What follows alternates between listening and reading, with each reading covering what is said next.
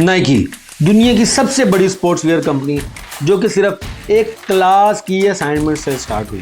Phil Knight जो कि अभी अपनी यूनिवर्सिटी से ग्रेजुएट ही हुआ था, उसने अपने बिजनेस का स्टार्ट सिर्फ $50 से किया। आए इस वीडियो में देखते हैं कि कैसे सिर्फ एक क्रेजी आइडिया $100 बिलियन कंपनी बना सकता है।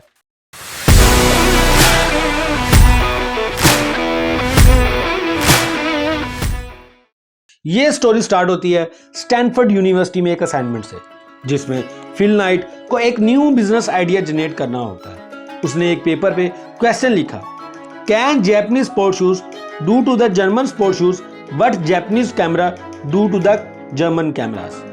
बेसिकली फिल ने नोट किया था कि दो जैपनीज कंपनीज नाइकन और कैनन अब मार्केट को डोमिनेट कर रही हैं, जबकि ये डोमिनेशन पहले जर्मन कंपनीज के पास होती थी।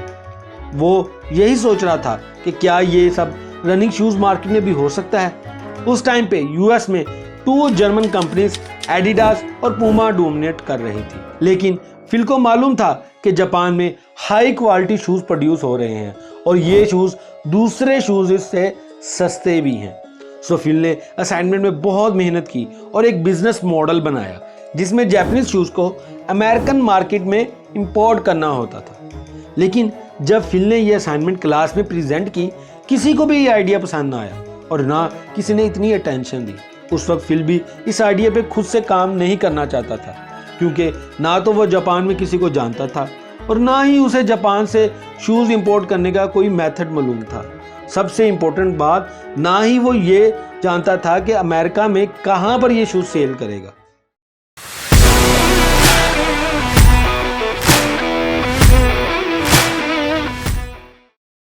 1962 में फिल स्टैनफोर्ड यूनिवर्सिटी से ग्रेजुएट हो गया।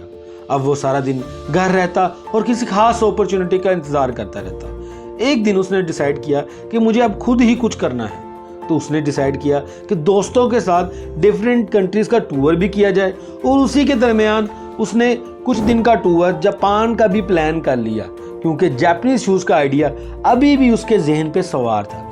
1962 में वो जापान के एक शहर कोबाई में पहुंचा और वहां एक शू सेलर के पास से गुजर ही रहा था कि उसकी नजर एक शूज पे पड़ी। ये शूज एक जापानीज ब्रांड ने मैन्युफैक्चर किया था जिसका नाम था ओनिटसुका टाइगर। ये शूज फिल के दोनों क्राइटेरिया को पूरा करते थे, एक थी क्वालिटी और दूसरा था लेस प्राइस। फिल को ये शूज बहुत पसंद आया और उसने शूज मैन्युफैक्चरर को कॉल की और उनसे मीटिंग भी फिक्स कर ली। अब फिल बहुत एक्साइटेड था, लेकिन साथ में वो नर्वस था। वो तैयार होकर मीटिंग के लिए चला तो गया, लेकिन मीटिंग से पहले उसने एक बुक जरूर पढ़ ली, how to do business with Japanese. इस बुक से उसने वो सब बातें याद कर ली जिन्हें वो याद रख सकता था। फिल के पास बिल्कुल भी एक्सपीरियंस नहीं था। उसने खुद को एक अमेरिकन शूज डिस्ट्रीब्यूटर के तौर पर प्रेजेंट किया और उसने ये ख्वाहिश जाहिर की कि वो इन शूज को अमेरिका में सेल करना चाहता है। वहां उसे पता चला कि ओनिटसुका भी अपने शूज को अमेरिकन मार्केट में सेल करने के लिए कोई डिस्ट्रीब्यूटर ढूंढ रहे थे। लेकिन मसला ये था कि फिल के पास ना तो बिजनेस का एक्सपीरियंस था और अभी वो सिर्फ एक 20 साल का लड़का था जिसने अभी अभी अपनी डिग्री कंप्लीट की थी। खैर, फिल को अपनी यूनिवर्सिटी की असाइनमेंट से अमेरिकन शूज मार्केट के बारे में बहुत से स्टैट्स, फिगर्स एंड फैक्ट्स के बारे में तो पता ही था। वही चीज़ें उसने मैनेजर्स के सामने प्रेजेंट कर दी, जिससे जापानीज मैनेजर बहुत इंप्रेस हुए और उनका कॉन्फिडेंस फिल पे बढ़ गया।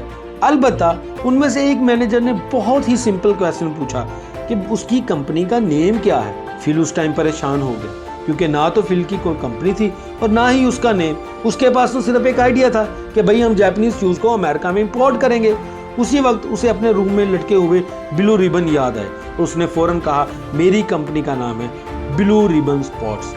जापानीज कंपनी को ये अपॉर्चुनिटी बहुत अच्छी लगी और उन्होंने फिल की ऑफर एक्सेप्ट कर ली। फिल सिर्फ अपने कॉन्फिडेंस की वजह से जापानीज शूज का डिस्ट्रीब्यूटर बन चुका था और उन्होंने शूज के कुछ सैंपल्स फिल को अमेरिकन एड्रेस पे भेजने का भी वादा कर लिया।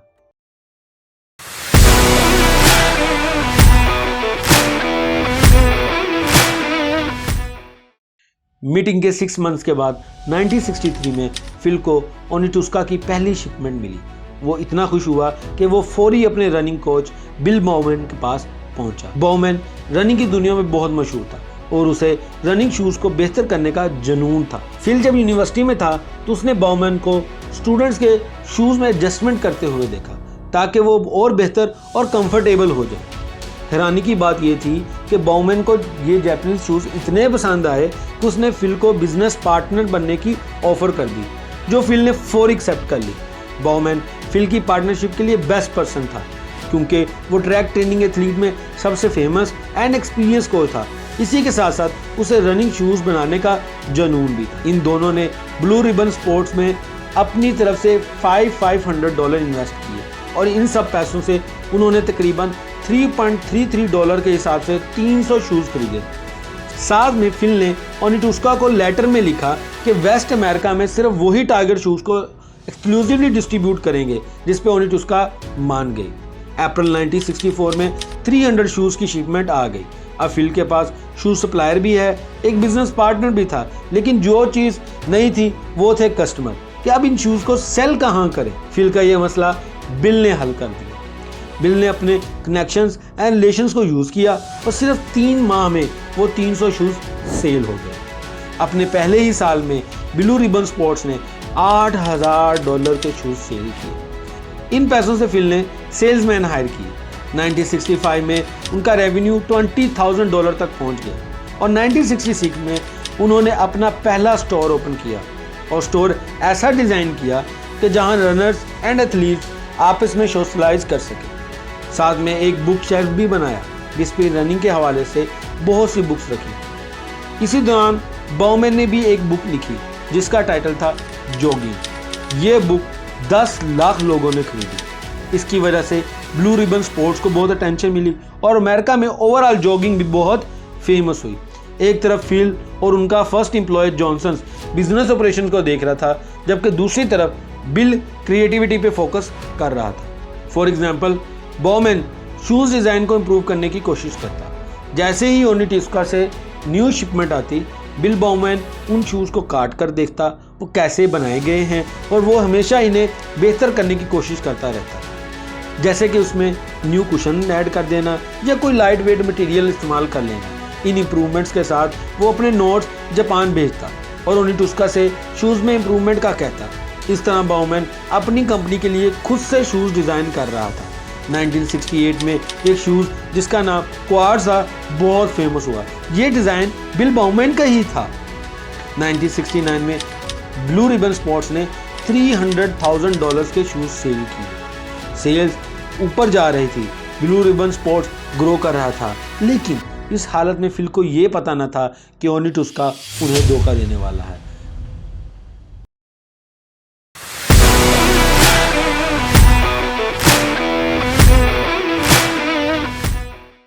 फिल ने ओनिटुस्का से कहा कि वो वेस्ट अमेरिका की बजाय अब पूरे अमेरिका में टाइगर शूज़ सेल करना चाहता है, लेकिन ओनिटुस्का ने साफ मना कर दिया। ओनिटुस्का का ख्याल था कि पूरे अमेरिका के लिए उन्हें एक वेल एस्टैब्लिश और ज़्यादा एक्सपीरियंस कंपनी की ज़रूरत है और ब्लू रिबन स्पोर्ट्स अभी बहुत यंग है। जबकि ब्लू रिबन स्पोर्ट्स ने टाइगर शूज़ को अमेरिकन मार्केट में इंट्रोड्यूस करवाया और यहाँ तक कि एक फेमस ब्रांड भी बनाया। 1969 में जब क्वार्ट्ज की सेल पीक पे थी, फिल के बार बार कहने और हाई डिमांड के बावजूद भी ओनिटुस्का ने शूज़ उसी स्पीड से भेजे जैसे वो पहले बेचते थे। इससे कस्टमर को बहुत वेट करना पड़ता, लेकिन बाद में फिल को पता चला कि ओनिटुस्का पहले जापानीज मार्केट में अपने शूज़ सेल करता है और जो शूज़ बच जाते हैं वो अमेरिका में भेजता है। ये बहुत गलत था। फिल ने ओनिटुस्का के साथ एक इन पर्सन मीटिंग फिक्स कर दी। ओनिटुस्का के रिप्रेजेंटेटिव जब आया, उसने फिल को बहुत परेशान कर दिया क्योंकि उसने कहा कि हम आपकी सेल से बहुत मायूस हैं, जबकि BRS की सेल हर साल बढ़ रही थी। एक सर्वे ने यह भी रिजल्ट निकाला कि 70% रनर्स BRS के टाइगर शूज़ ही पहन रहे हैं। ये सब BRS की वजह से ही था। यहाँ तक कि बाउमैन ने ही उनके शूज़ को इम्प्रूव किया जिसका नाम क्वार्ट्ज था और इसकी सेल्स इतनी ऊपर पहुँची। फिल को शक हो गया कि ये कोई और डिस्ट्रीब्यूटर ढूंढ रहे हैं और ये बात तब क्लियर हो गई जब उसने एक इन्वेलप देखा जिसमें अमेरिका के 18 डिस्ट्रीब्यूटर्स की लिस्ट थी, जिसकी ओनिटुस्का के साथ मीटिंग फिक्स थी। फिल को समझ आ गई कि अब अगर वो खुद को अब ऊपर लेकर जाना चाहते हैं तो वो ओनिटुस्का पे रिलाई नहीं कर सकते, उसे अपना कुछ सेपरेट ही सोचना होगा। जबकि टाइगर का बेस्ट सेलिंग शूज़ बॉमैन का ही डिज़ाइन था। यह डिज़ाइन तो वो खुद भी बना सकते हैं और सेल कर सकते हैं। फिल ने सोचा 1970 होने वाली ओलंपिक्स उसके न्यू स्टार्ट के लिए बेस्ट रहेगी। उसने अपनी टीम मीटिंग की और अपनी कंपनी की ब्रांडिंग स्टार्ट कर दी। फिल ने अपने ब्रांड का नाम 6 डायमेंशन सजेस्ट किया, लेकिन वो किसी को भी खास कोई पसंद नहीं आया। उसके सबसे पहले एम्प्लॉय जॉनसन ने नाइकी नेम सजेस्ट किया, जो कि एक ग्रीक वर्ड था जिसका मतलब है विक्ट्री। नेम के बाद फिल को लोगो चाहिए था, जो उसने पोर्टलैंड यूनिवर्सिटी की एक स्टूडेंट से सिर्फ $35 में रेडी करवा लिया। अब मसला था प्रोडक्शन का। इस दफ़ा बजाय सिर्फ एक सप्लायर पर रिलाई करने के, उसने पूरे जवान पे कुछ अच्छे सप्लायर्स ढूंढे और उनसे कॉन्ट्रैक्ट किया, जिससे प्रोडक्शन का सारा सिस्टम भी उसके कंट्रोल में आ गया। अब वो ओलंपिक्स के लिए तैयार था। 1971 में BRS अब नाइकी बन गई। इस टाइम तक कंपनी $1 मिलियन सेल कर चुकी थी।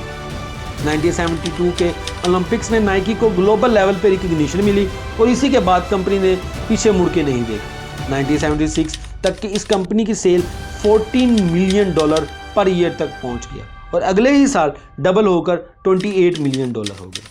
फिल इन पैसों को रीइन्वेस्ट करता रहा और न्यू फैक्ट्रीज ओपन करता रहा। नाइकी ग्रो करता रहा और एक फैशन आइकन बनता रहा। लेकिन इनकी कामयाबी बहुत से ब्रांड्स देख रहे थे और ये ब्रांड्स इंतजार कर रहे थे कि कब मौका आए और नाइकी को नीचे लाया जाए।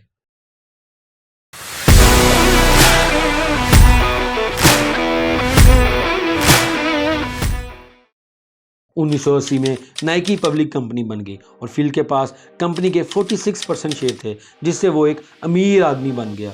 कंपनी अच्छी चल ही रही थी कि जब शूज़ फैशन चेंज होना शुरू हो गए।